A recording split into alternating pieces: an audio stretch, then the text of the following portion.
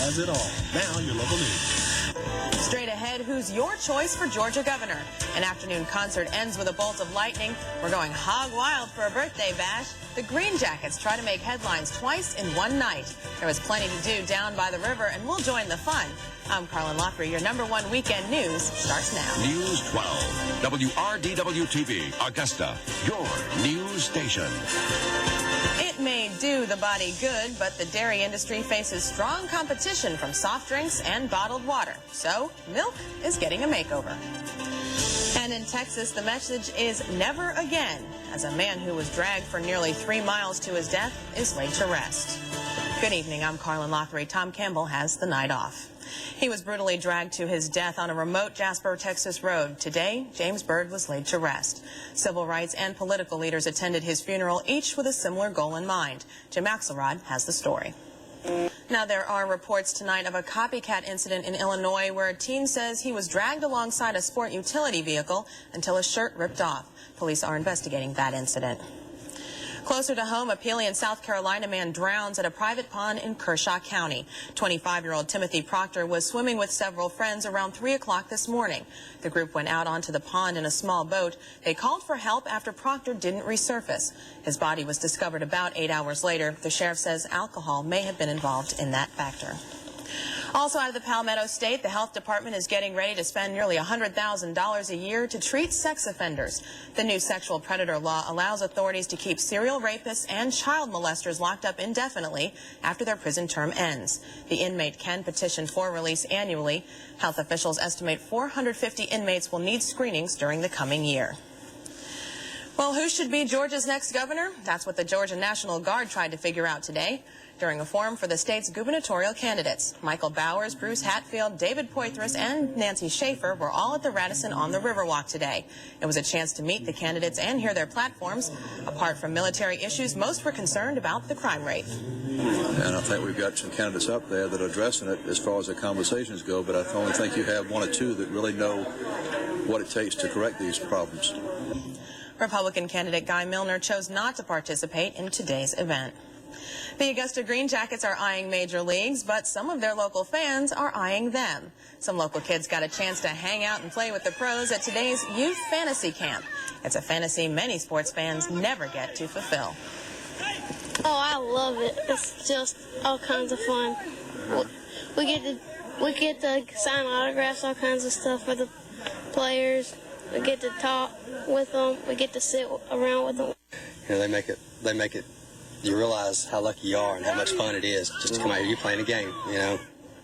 The camp is an annual event for local youths. Another annual event is the Time to Care Family Fair at the 8th Street Plaza. There was plenty of entertainment for the whole family to enjoy. Cloggers and, of course, face painting for the kids. News 12 also had a mini news set where our own Richard Rogers was conducting interviews and hanging out with the kids and trying to recruit some new employees, maybe. I think it's great. There's not enough for family nowadays, and there needs to be more of it. Other performances include a Taekwondo demonstration, a choir performance, and some clowns.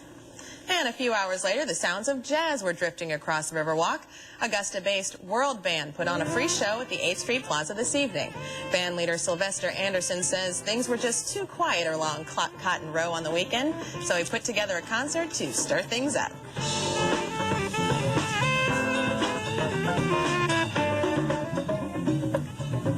Not too bad. And they had better weather tonight, at least, than that hot, sweltering weather this afternoon. Cooled off just a bit, but we're going to be warming up quite a bit tomorrow again. Next couple of days, but gradual cooling trend in progress, so not too bad. By the end of the week, looks like it'll be pretty comfortable. Let's take a look at... Well, the House Speaker makes a pledge to some Georgia students, and lightning strikes not once or twice, but 4 times. The damage report on News 12 continues. A group of circus animals are stranded in the Gulf of Mexico, and a training flight in Florida has a deadly ending. These stories top the South in 60 seconds. A student on the brink of graduation and her instructor are killed during a military training exercise. 23-year-old Laura Vincent and her instructor lost their lives when her plane and another clipped each other while flying over the Florida Keys earlier this week. The wreckage was pulled out of the shallow waters today. The victims were based out of Whiting Field on Florida's Gulf Coast.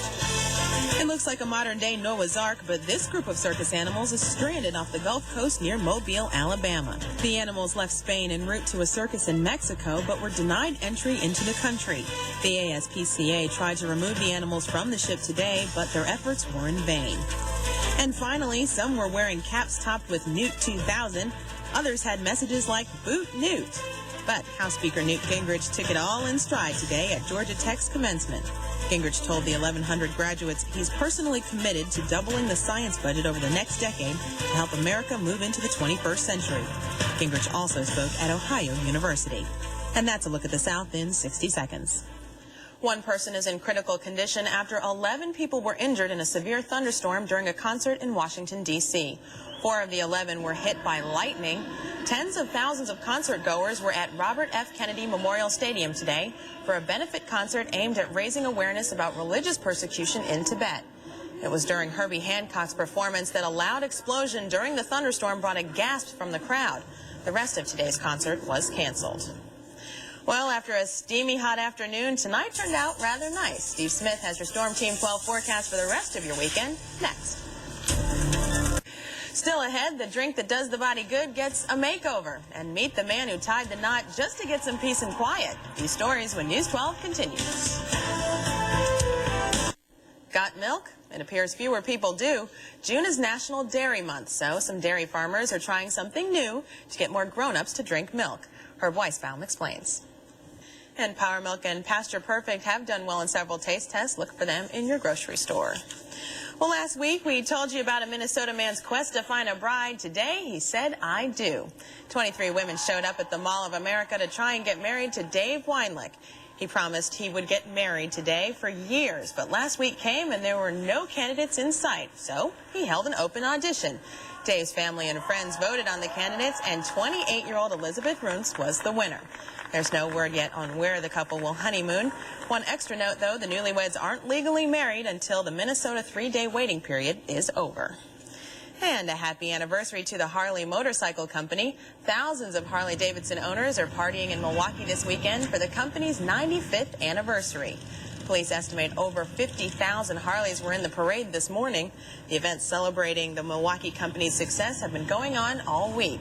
Tonight there are concerts and other unofficial parties. The Green Jackets are feeling the playoff pressure. Lachlan McLean is next with sports to show us if Augusta captured a division title tonight. Plus, it was a day full of rarities in the major leagues. The Braves pulled off a once-in-a-lifetime feat. So did the LA Dodgers. How about a triple play? That's coming up. But first, the Major League Baseball scoreboard. Over Spuds McKenzie, there's a new dog in town, and she's got her own bag of tricks. This girl's got ups, and she's next.